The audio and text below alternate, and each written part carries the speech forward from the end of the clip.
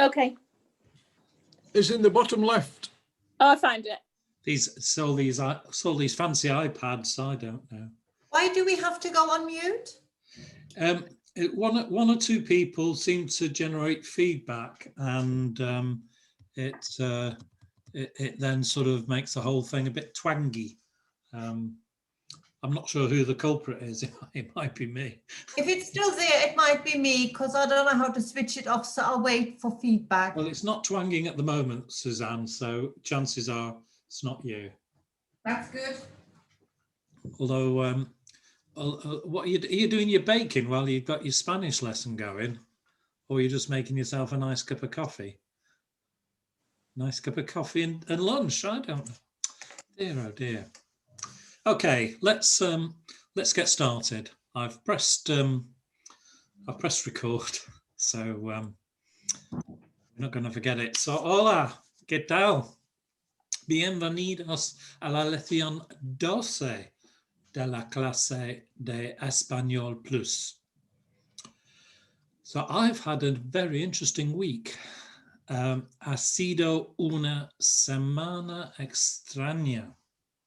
Mi hijo ha regresado de Ecuador y la semana pasada él tuvo una prueba por COVID. Fue positivo. Quizás lo atrapó en el avión. Tal vez lo atrapó en Ecuador. ¿Quién sabe? Mi esposa y yo hicimos una prueba el jueves, pero fuimos negativos. Esperamos que no lo atrapemos. So my poor son is back from Ecuador, and last week he took a test for COVID. Didn't feel ill, he was fine, but it was positive, and gosh, no, Lord knows where he caught it. Maybe on the plane, maybe in Ecuador. Might even have got it from us. We don't know. So we took a test on Thursday, but we were both negative. We're sure we'd have it because we've been feeling a bit achy and that, but now we're negative, and hopefully we'll escape it. Mi hijo está confinado a su dormitorio. Este bloqueo queda.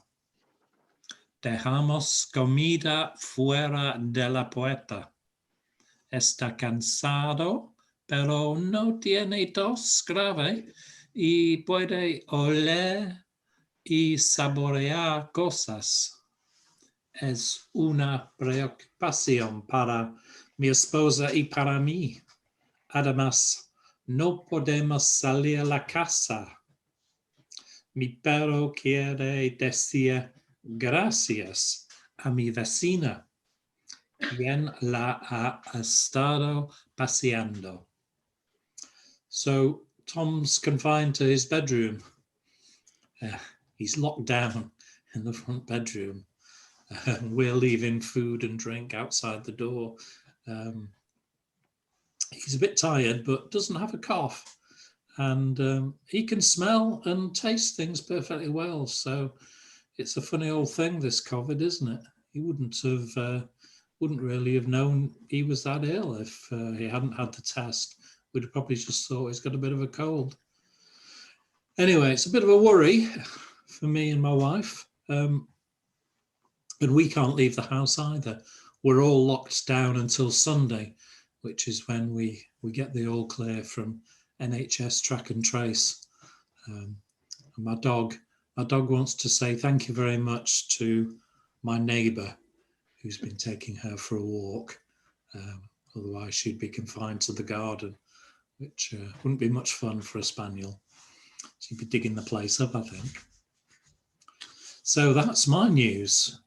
On to the lesson. ¿Qué tenemos esta semana? Well, I'm going to start with homework this week. La tarea de la semana pasada. Then I thought we'd do our book. And then our second book. And then we'll have a little look at some work to do at home for next week. Empecemos. I was very bad at timings this morning. I planned the lesson out and had about 6 pages of notes. I think we only got to the end of page 2. We ran out of time, so hopefully I'll do better. I'll do better this afternoon. I shouldn't ramble so much. Maybe that's the trouble.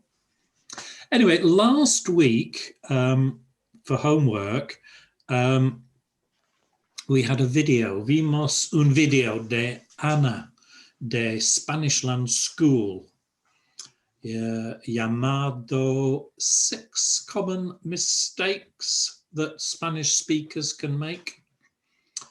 And these were the errors.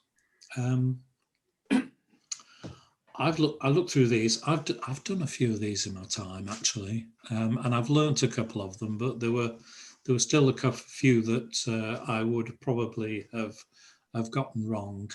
Anna is Colombian, of course, and she does speak a Colombian Spanish, and that might sometimes, well, it definitely is different to Spanish from time to time, but I think she's pretty good on these. So we'll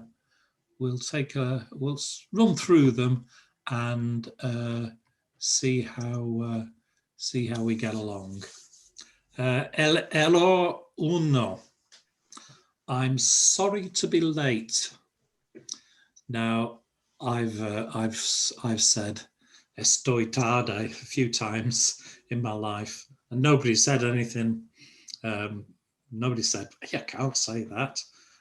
So maybe it is acceptable, but she says, no se dice lo siento por estar tarde.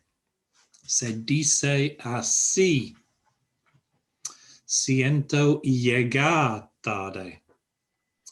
Anna says llegar tarde, of course, because she's Latin American, and they do have that j instead of a y.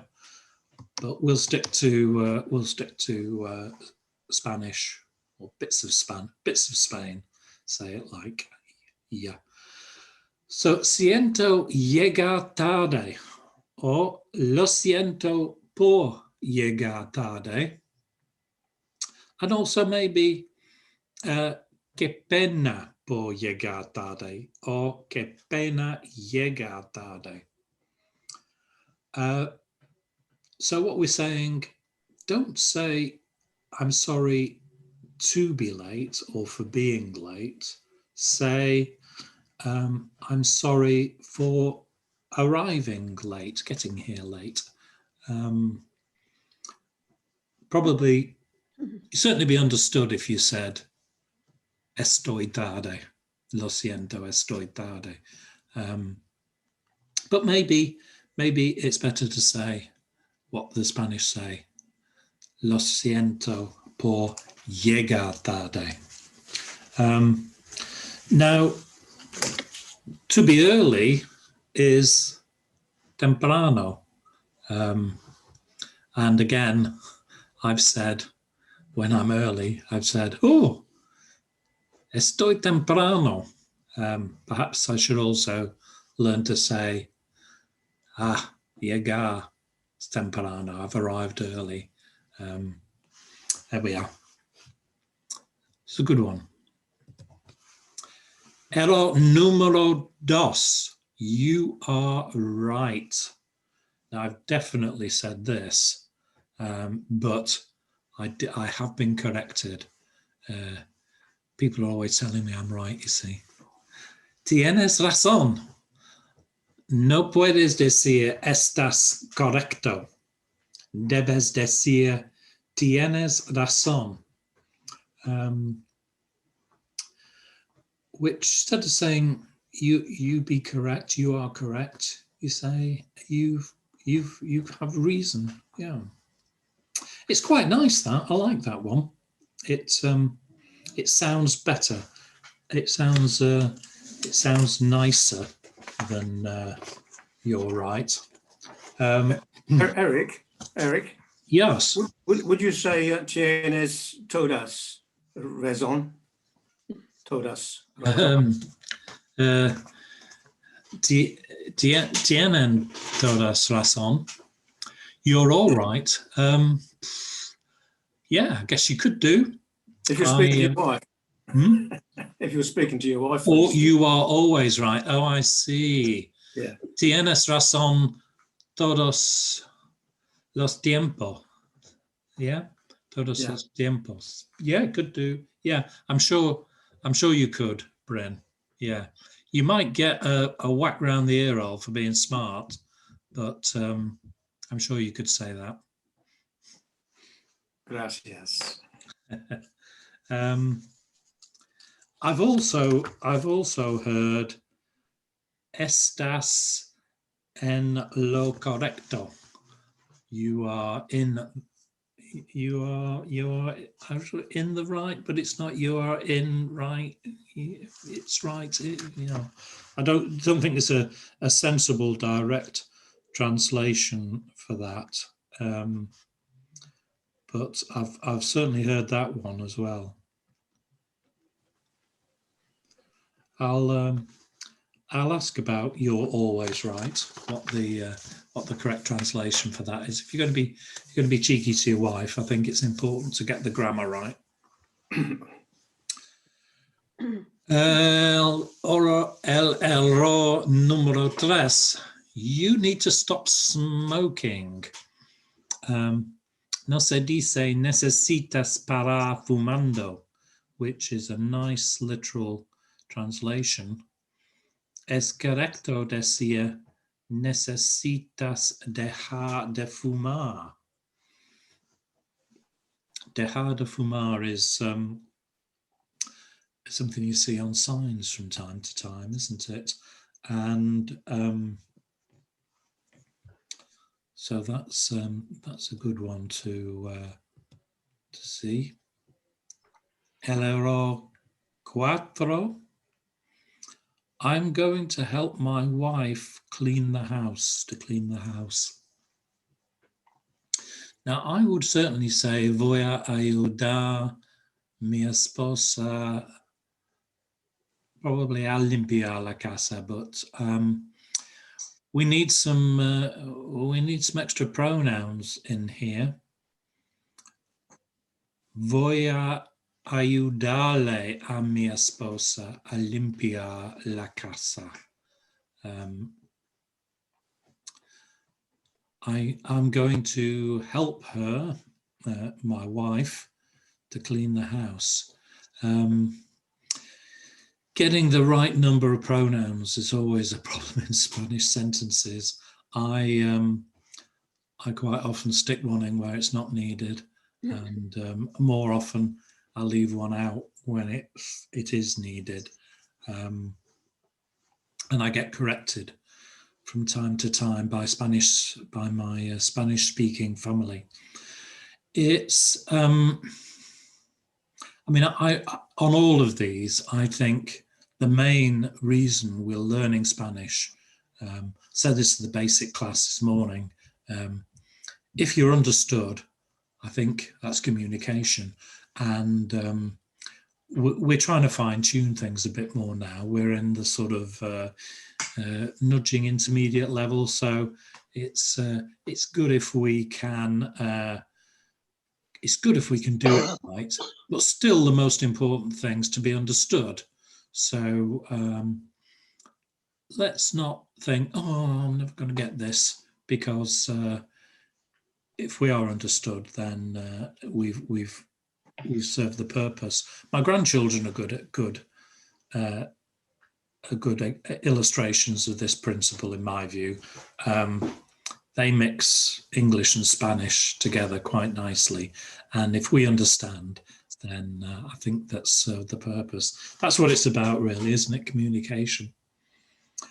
El error, sí. Is there a rule for like that last one where you'd put the pronouns in? And I find it very hard to relate it to anything. Yeah, I think, And, you know, and because of that, it just doesn't stay in my head. yeah, I know what you mean. Yeah. I think if you've studied grammar, those who went to better schools, like Tony and Bren, will have studied grammar more thoroughly than the rest of us, and so they know, you know, what the subjects and the object of a sentence is, and they can get But them this is subject. Spanish grammar, not Object. English grammar. Well, it's the same. It's the same to a certain extent. We tend to not to use the pronouns as assiduously as they do, but I think if you understand subjects and objects in sentences, that's a big help. I know what subjects and objects of sentences are, but I just don't know when I need to put things like I mean, that last sentence has got 2 as in it. No, it's not. It's got 3. Yeah. Ayudarle at the end, the le at the end of the verb. And things like that. So that's what I'm never sure about. No, I mean there are some verbs that always require a. So voy is an example. Conocer a is another one. And I'm not sure that there are any rules that I can give to you. I think it's a question of learning those. Veronica, you speak pretty good Spanish, and I think the as are okay, but it's the lay for me that's difficult, because I am going to help to my wife to clean the house. Yeah, I get the as, but it's that lay, because I am going to help her to my wife to clean the house. It's like, oh, it's a bit confusing. Yeah, it is, isn't it? Yeah. We do come across that quite often, though. Yeah. I'm going to help my wife clean the house. Yeah. Okay. I've been about as helpful as a headache on that one, haven't I? Sorry. El error número 5. It is difficult to. And, you know, here's one example where I would have said es difícil a. But Hannah says, no, don't need it. Debes decir es difícil. Also, es fácil, es complicado. No a needed. No para needed. No de needed. So, es difícil a recordar. It's difficult to remember. Or es fácil a recordar. Certainly es complicado. That is one. And I did know this one. No problem. No podemos decir no problema. Debemos decir no hay problema. Es fácil recordar, ¿no? No hay problema. I know that one just because I've heard it so often from Lucy. Generally when the milk's been spilt or a dish has been knocked over on the table or something like that, she wants to reassure the children who don't really care anyway. Maybe she's reassuring my wife who does care. So that's one. That's a relatively easy one. So I've got a number of. I thought we should give a little practice of these. So I'm going to send you around a list of sentences to translate into Spanish. Don't worry about sending them back to me. We'll go through them next week in class, and I've just done 9, so they shouldn't take you too long. I know you've got some reading and some videos to do as well, so I don't want to overload you, don't want to overwork you in these difficult times. And I've not sent anybody their homework back, have I? I have looked at it, and I've checked it through, so I'll get round to doing that this afternoon. I meant to do it yesterday, but it was so nice. I went out into the garden, did a bit of weeding, so getting need to be a bit more diligent with my Spanish. So last week I asked, well, I told you what my New Year resolutions were, and if it's anything like last year, I'm not going to have much luck, but we do keep trying. And so I asked for some resolutions, and a couple of people sent them through. These were some examples, 3 examples. Voy a hacer mis lecciones de español por las mañanas porque soy una persona matutina. I hadn't heard that phrase, persona matutina, a morning person, before. So this is a good one. I'm going to do my Spanish lessons in the morning next year, because I'm a morning person. Fitness is a common effort. Voy a montar en mi bicicleta. Mi bici, you can say, if you want to be short, bici. O caminar una media hora todos los días para mantener mi salud. So riding a bike. I think we need to do it for more than half an hour a day, don't you think? This person's being a bit unambitious. Half an hour on the bike, I think a good hour on the bike, and a good hour's walk. My dog would feel very cheated if she had just You half had an hour's hour. walk today, Eric, and yesterday. You did, yeah, I know. I'm not criticising you. No, Holly did. She had what?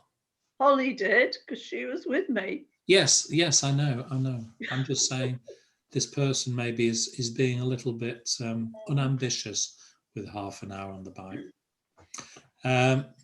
Mi meta para este año es mantenerse saludable durante este pandémico hasta que me pongo una vacuna. So the goal of this person is to stay healthy during the pandemic. So what is it? Hands, space. I want to say face, but that doesn't sound right. I can't remember what the rules are anymore. Hands, space, and space. Space, that's it. Mask, isn't it? Yeah. It's not doing us a lot of good, is it?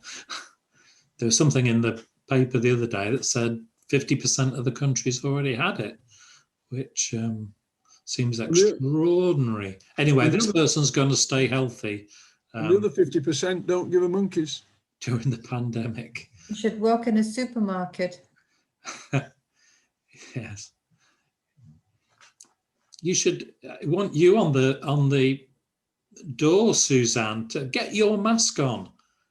If you told them, they'd get it on quick, I'm sure. Sometimes I would like to say things, but if I do, I think I'd be on a disciplinary. Oh, would you? They say you're not allowed to yell at the customers. No. You should be allowed to, especially I want to, because some of them are so stupid and selfish, but I'm not allowed. Is that in Sainsbury's by any chance? Yeah. In Sainsbury's in Britain? Yeah. Well, it's everywhere though, isn't it?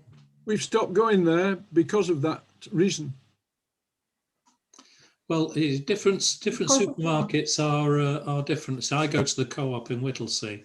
Everybody is very well mannered there. I've never seen anybody without a mask, and most people disinfect their trolley at the door as well. So they seem pretty well disciplined.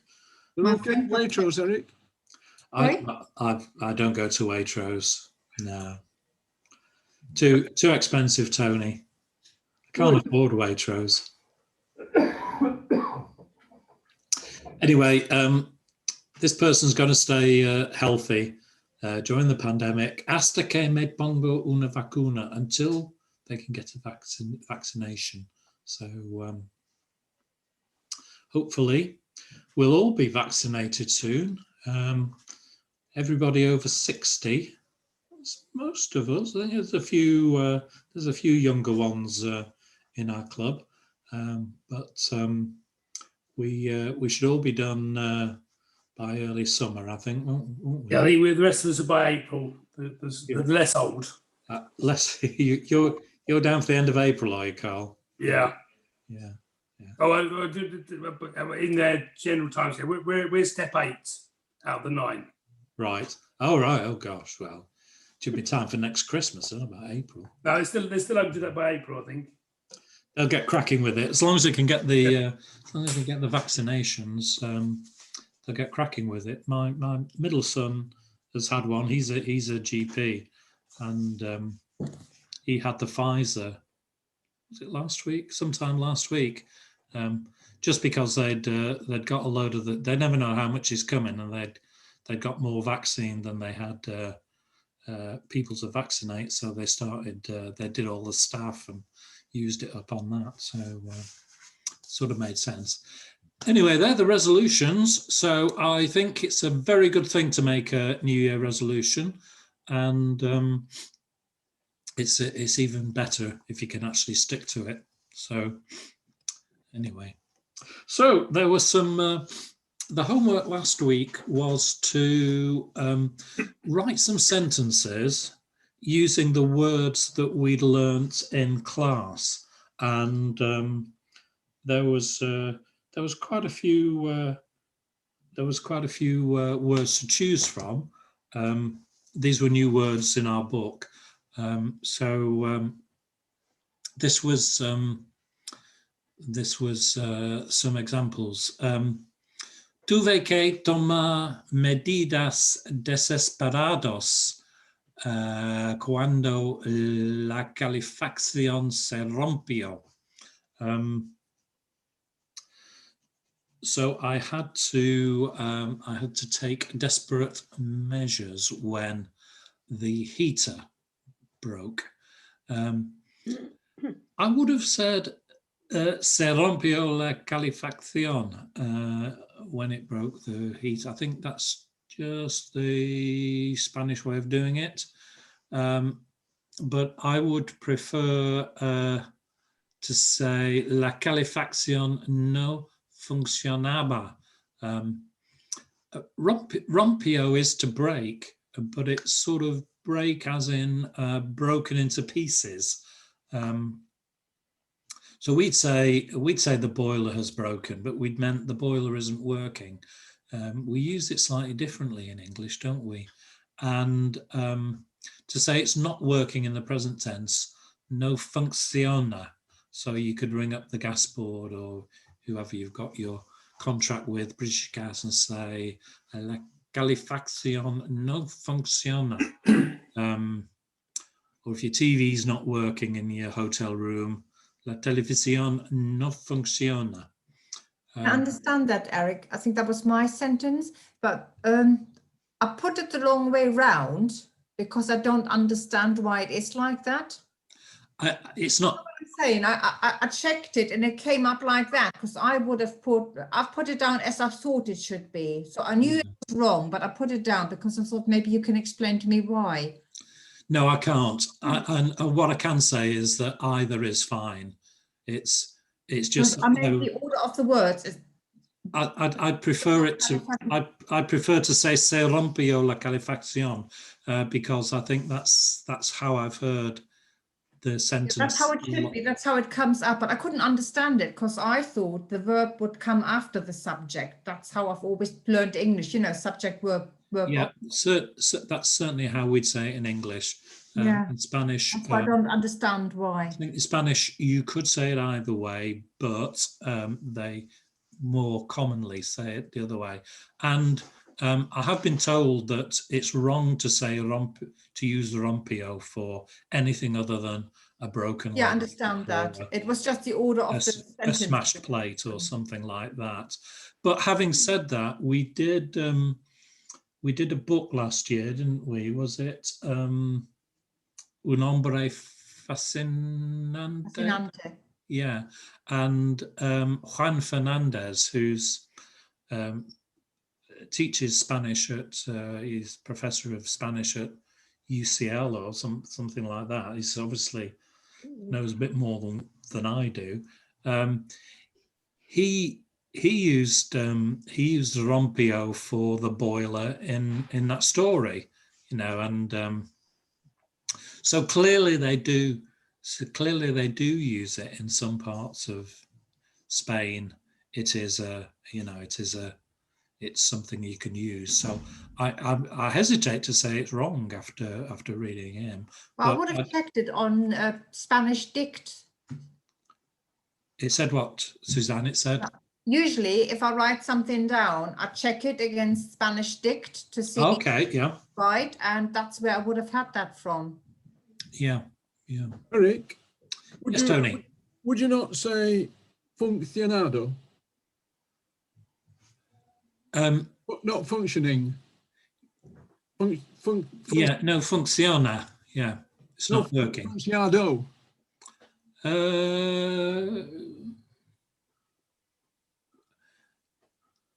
Not functioning. Not working. You'd have to say. You'd have to say está no funcionado, wouldn't you?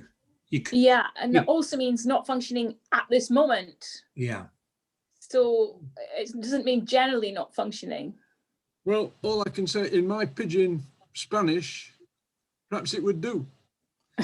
I think they get the idea something was wrong, Tony. Certainly, yeah, something's not working. Yeah. Gracias, señor. Good. So, where we go? This was an interesting one. Oh, really, real fine splitting of hairs here. Esta semana nuestra nieta celebró su spelt cumpleaños wrong. That I guess that's just auto-correct that made a mess of that. Su cumpleaños tiene 13 años. So her granddaughter has celebrated her birthday. She's 13 years old. Dangerous age. Los años no vienen solo. That was the phrase that we learned last week. The years don't come alone. And I think nay is just a little thing here, but it was the verb I was interested in. Creo que no pueda ser tan mucho tiempo desde que nació. So I think that it can't be so much time since she was born. And this person used poder in the subjunctive pueda, because there's an element of doubt or whimsy here. And of course, if there's an element of doubt, it's one of the things that triggers a subjunctive. So fine, but we're saying, I believe that I think it can't be so much time. So if you believe a statement's true, even if it isn't true, we can stay in the indicative mood. We don't need to go into the subjunctive. So because you said, I believe that it can't be. If you'd said, no creo que pueda ser tan mucho, then I can't believe that it can be so long.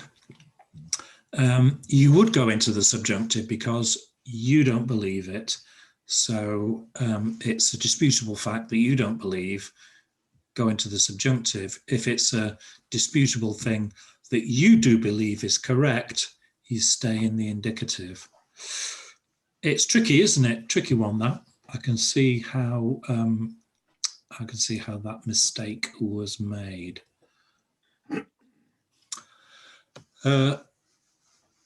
Hoy en mi jardín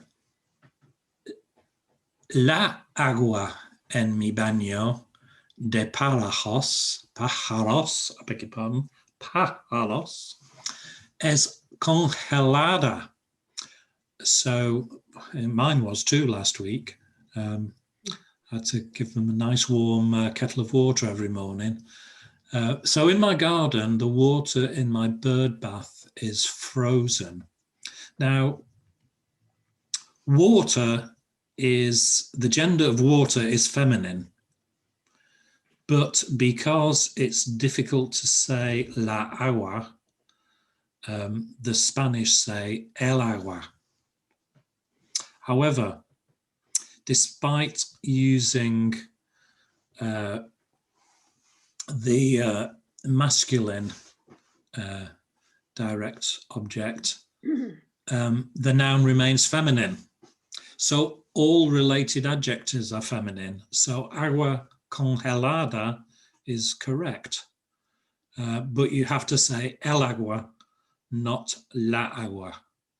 There are a few other nouns that behave like this as well. The one that I thought of immediately was aguila, eagle.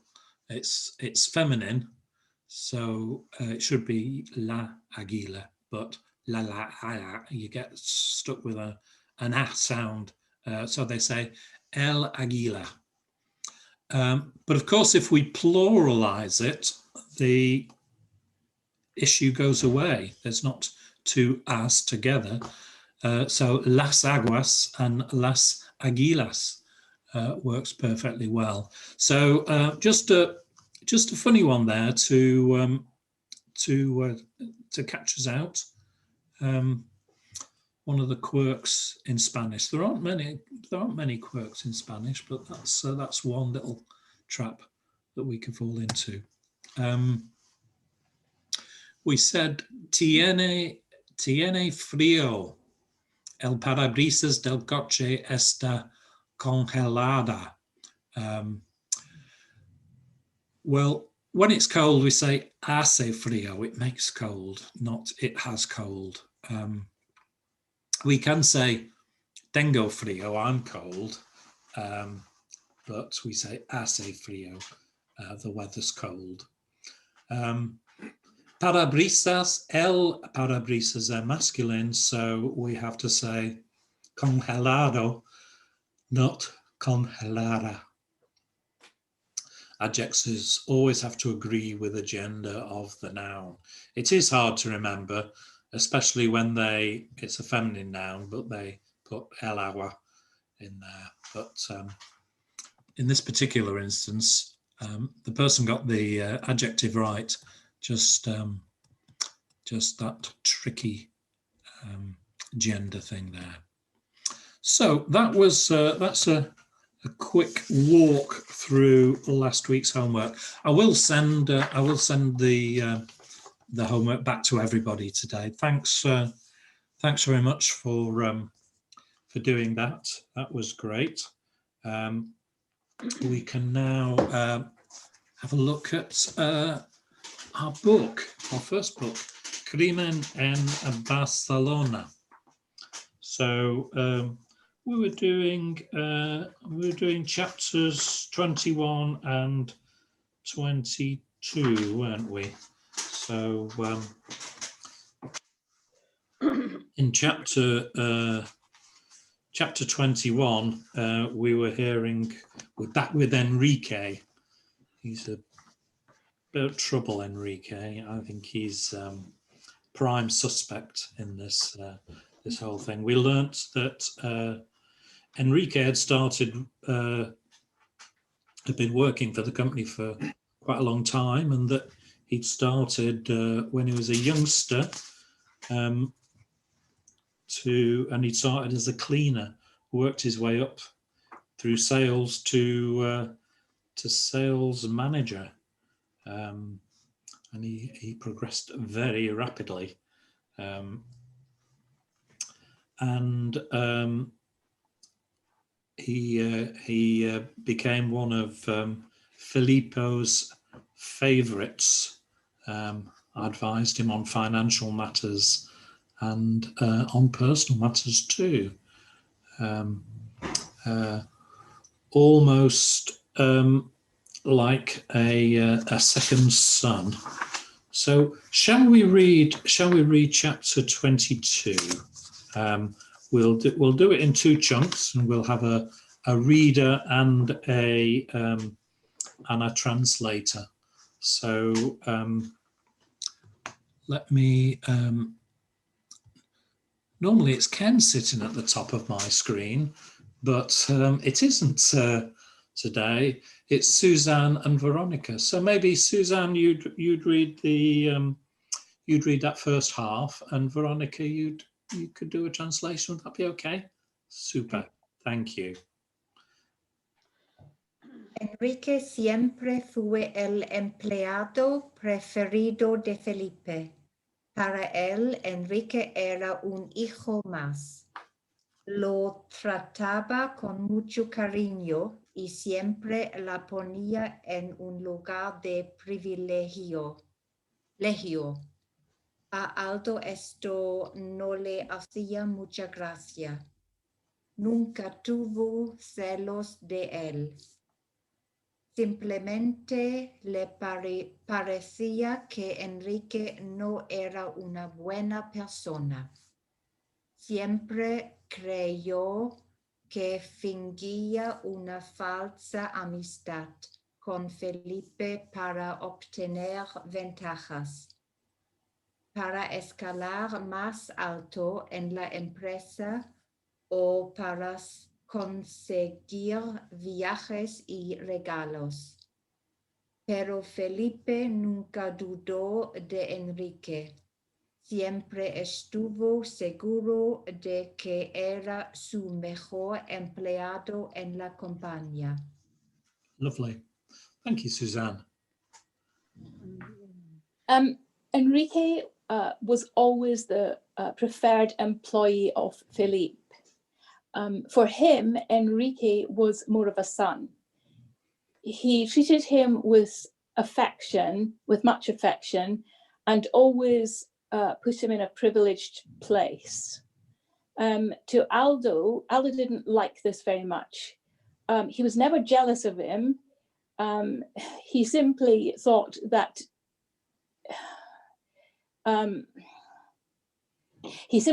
Enrique was not a good person. He always believed that he pretended to be a friend of Felipe's in order to obtain advantages, in order to become higher up in the company, or to get trips and presents. But Felipe never doubted Enrique. He was always sure that he was his best employee in the company. Yeah, absolutely. Good.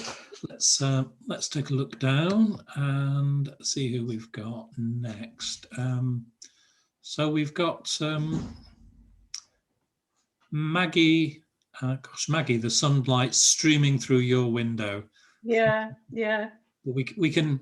You can see me though, can't you? You look as if you're in a Renaissance painting there. That's the light of God shining down on me. It is, yes, well done.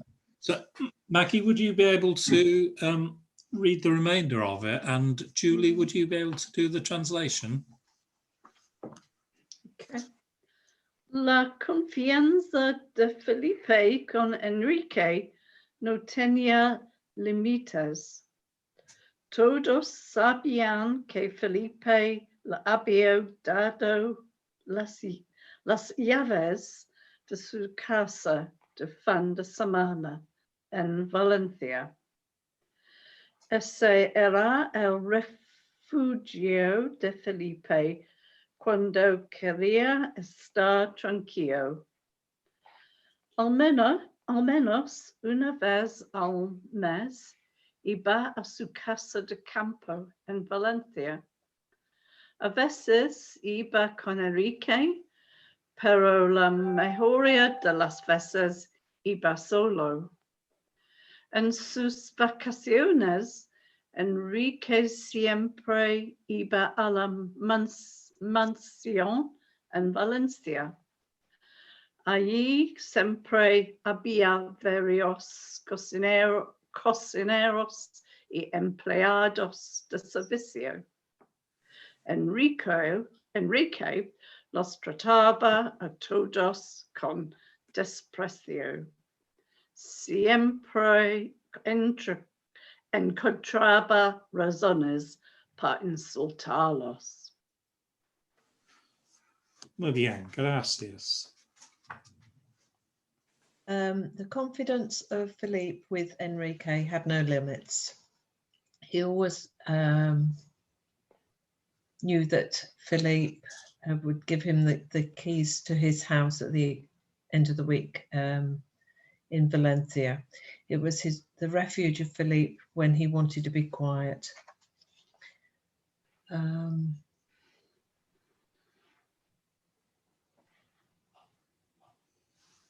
At times he would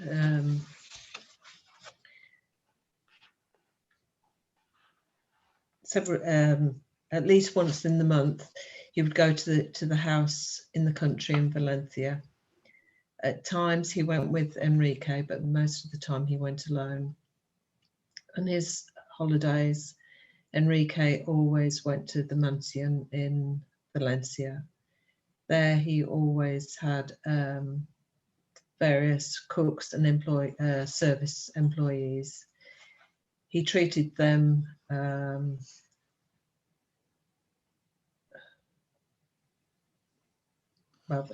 lack of respect. He always found reasons to insult them. Yeah. Good. Not doing anything for our view of Enrique. This. Not a nice chap. No, not a nice chap. There's one in every company,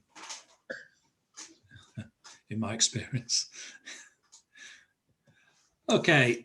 Well, I didn't think there were any words or phrases that were particularly useful this week, but I do have some questions which I'd sent around earlier, so we'll just we'll run through these now. So, okay, whoops.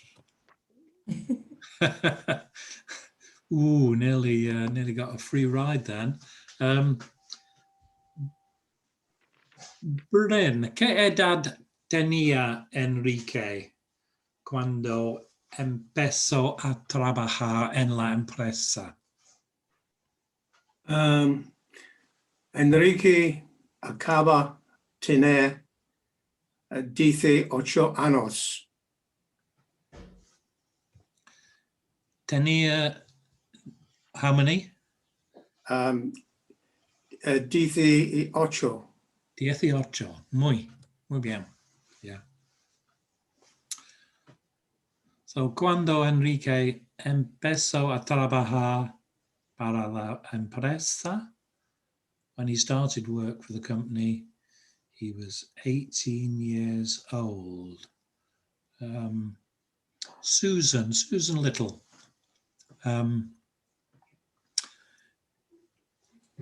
¿Hace cuántos años él ha trabajado para la empresa? You're on mute, Susan. So we need to get you off mute. That's it. Ha trabajado para la empresa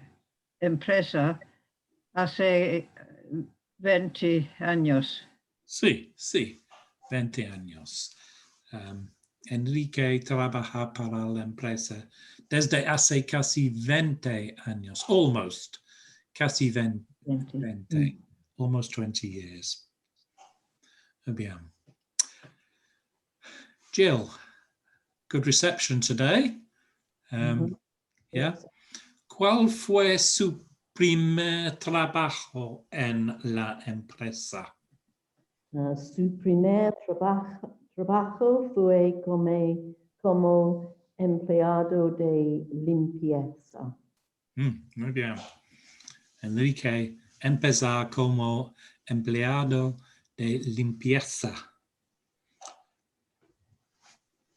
Would that be empezó como, you put the infinitive.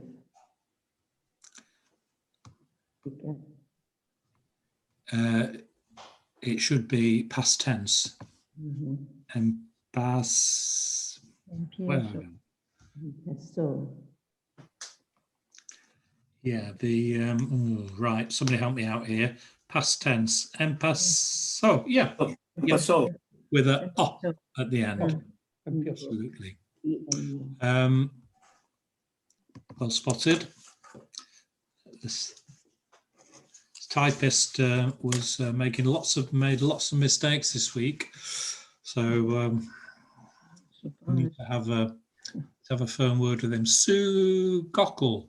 ¿A dónde iba Enrique siempre en sus vacaciones? Enrique va a una mansión en Valencia.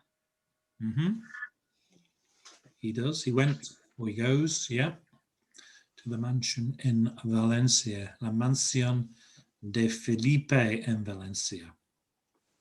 Wish I'd had a boss like that. All I used to get was, well, never the odd scrap of food. Jane, how are you? Jane Lilly? Hi. Good. Did your mum get jabbed this morning? Yeah. Yeah, that's it now. She's done. Good. She's finished. Enrique trato bien a sus sirvientes? No, Enrique no trató bien a sus sirvientes.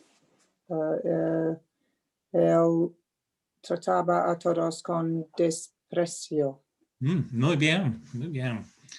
Enrique los trataba a todos con desprecio.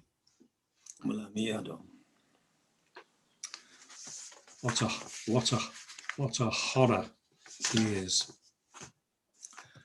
Okay, my timing's a bit better than this morning, but it's not great. So we'll crack on with our second book. We might run over by 5 minutes or so. If that's a problem for anybody, just give us a wave and go.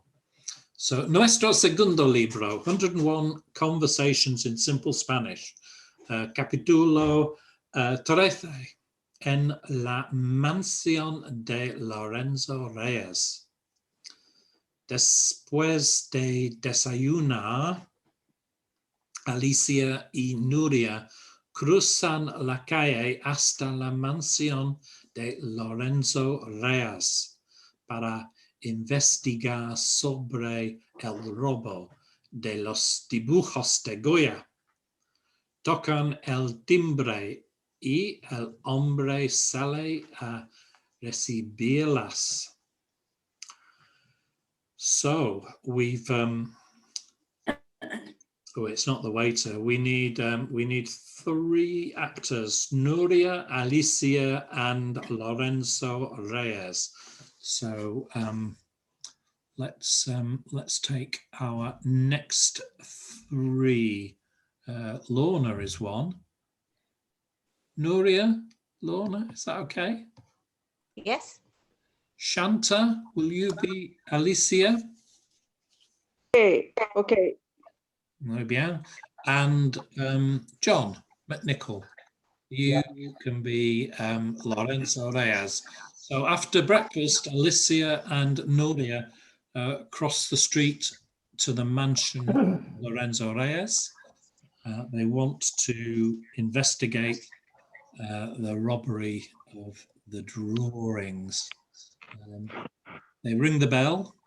Tocan el timbre. It's a bit like an instrument. You don't jugar an instrument, you tocar. So you tocan el timbre, the bell, and a man comes out and receives them. So, when you're ready. Lorenzo. Oh, sorry. Yeah. ¿Sois reporteras? No, no somos reporteras. Nosotras vimos sus dibujos, señor, en la tienda del mercado de las ranas. Vosotras reconociste los dibujos? Sí, nosotros. Yeah. It's interesting, isn't it, that Lorenzo addresses the two girls in the informal and Nuria addresses him in the formal, but he then addresses them in the informal again. But there we go. It's clearly because they're young girls. They keep being addressed informally by these old chaps. I thought it would be the other way around. Mm. ¿Y cómo es posible? Oh, yo soy historiadora del arte.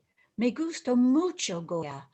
Al ver los dibujos en la tienda del señor Rodolfo García, reconocí el trabajo de Goya inmediato.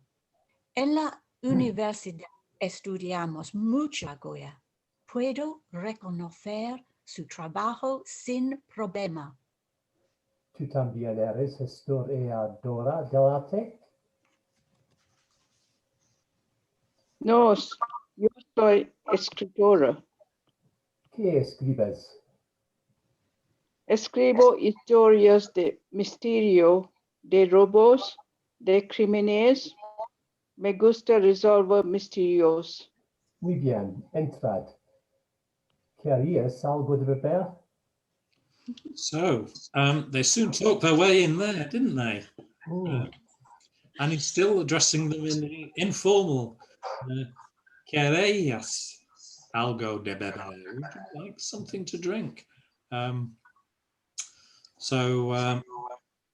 We'll slow moving this one. We have got a lot of chapters, but we'll see how we go.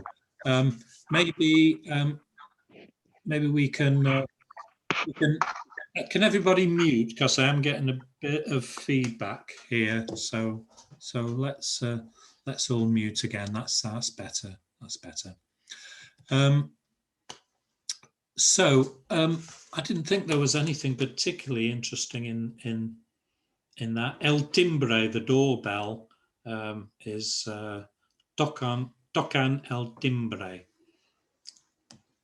They rang the doorbell.